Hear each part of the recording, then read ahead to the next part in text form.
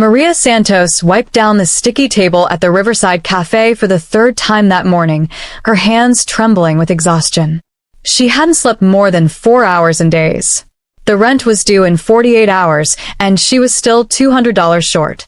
Her daughter Emma needed new shoes. The babysitter kept asking when she'd get paid. Everything was falling apart, and Maria felt like she was drowning. If this story resonates with you, please hit that like button right now, subscribe to the Broken Empire channel, and drop a comment below telling us about a time someone stood up for you. Share this video because someone in your life needs to hear this message today. Richard Bowman pushed through the cafe doors at exactly 9:30, just like he did every Tuesday and Thursday. Maria's stomach clenched. She grabbed the coffee pot with shaking hands and approached his corner booth. "Coffee," he barked without looking up from his phone. "And make sure it's hot this time." Last week's was pathetic. "Yes, sir," Maria said quietly, pouring carefully. "Where are you watching from?" "You know what your problem is?" Richard leaned back, his voice loud enough for other customers to hear. "People like you don't try hard enough. That's why you're stuck serving coffee at your age." Maria's face burned. She could feel every eye in the cafe on her. "I'll get your usual breakfast order started." "I didn't say I wanted my usual. Were you even listening?" God, it's like talking to a wall.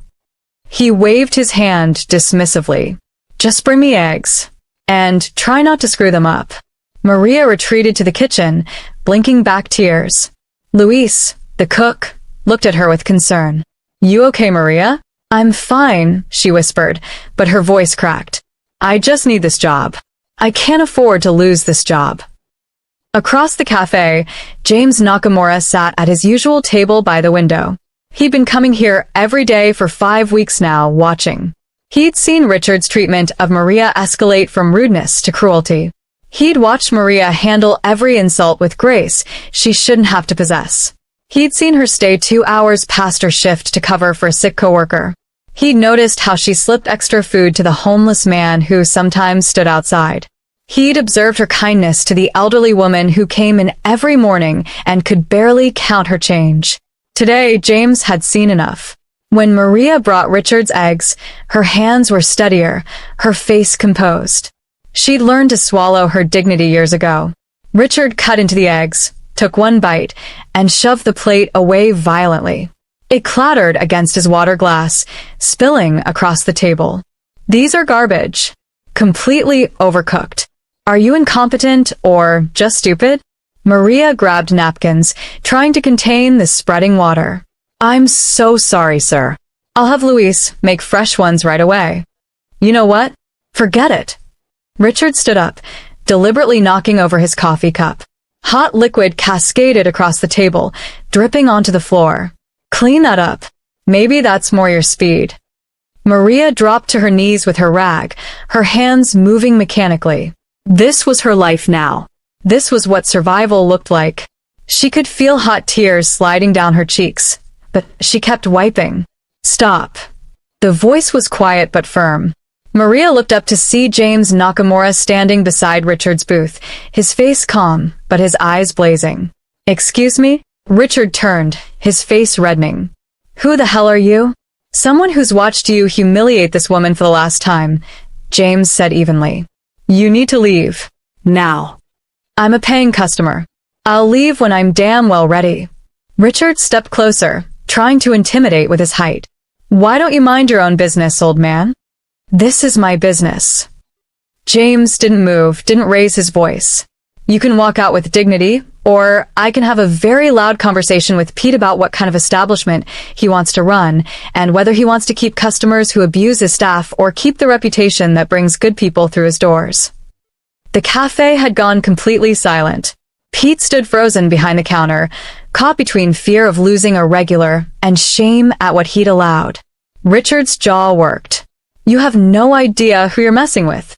And you have no idea who you've been tormenting," James replied. "Leave. Don't come back." For a long moment, nobody moved. Then Richard grabbed his jacket, threw a $20 bill on the wet table, and stormed out. The door slammed behind him. Maria was still kneeling on the floor, rag in hand. unable to process what had just happened. James extended his hand to help her up. Are you all right? Yes. Thank you. Maria's voice was barely audible. You didn't have to do that. I'm used to it. That's exactly the problem, James said gently. Do you have a few minutes after your shift? I'd like to talk to you. 3 hours later, Maria sat across from James in a back booth, her apron finally off, her guard finally down. She was exhausted in a way that went deeper than physical tiredness. My name is James Nakamura, he began. I run a company called Horizon Partners. We specialize in helping struggling businesses rebuild. He paused. But more importantly, we look for people. Real leaders. Maria laughed, but it came out bitter. I'm not a leader. I'm barely keeping my head above water. I've been watching you for 5 weeks, James continued. I've seen how you treat every customer with respect, even when they don't deserve it. I've seen you help that elderly woman count her change every morning. I've watched you train new staff with patience. I've noticed how this place runs smoother when you're here. He leaned forward. Pete wants to retire. He's ready to sell the Riverside Café. Maria's heart sank. So, I'm losing my job anyway. No. I want to buy it, but I need a partner. Someone who knows this community, who understands what this place could be. James slid a folder across the table. I'm offering you a 50-50 partnership. Equal decision-making. Profit sharing. A salary that would triple what you're making now. Maria stared at the folder like it might explode. This is crazy. I'm a waitress with a high school diploma and a maxed-out credit card. Why would you trust me with something like this? Because I've spent 20 years learning that the best businesses aren't built by people with MBAs, James said. They're built by people who genuinely care. People who lead with their hearts. People like you. I don't know anything about running a business. You know about treating people with dignity.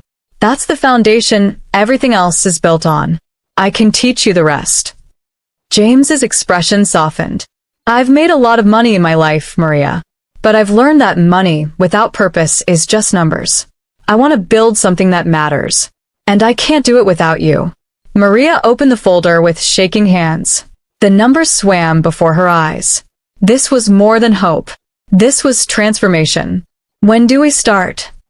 For months later, Maria stood in the center of what was now called Maria's kitchen, watching the evening rush. The warm lighting made everything glow golden. Local art covered the walls. The community bulletin board overflowed with job postings, tutoring services, and neighborhood events. Table 6 needs water, she called to Anna, their newest waitress, a young single mother Maria had hired last month. And don't forget to check on the family in booth 9. Their little one dropped her crayons. Success wasn't just about surviving anymore. It was about making sure nobody else had to feel that small, that powerless, that invisible. It was about building something where everyone had a seat at the table. So here's my question for you. Have you ever witnessed someone being treated unfairly at work? What did you do? Drop your answer in the comments below. And if this story moved you, if it reminded you that one act of courage can change everything, hit that like button, subscribe to the Broken Empire channel, and share this video with someone who needs to remember their worth today. What would you do if you were in Maria's position? Tell us in the comments.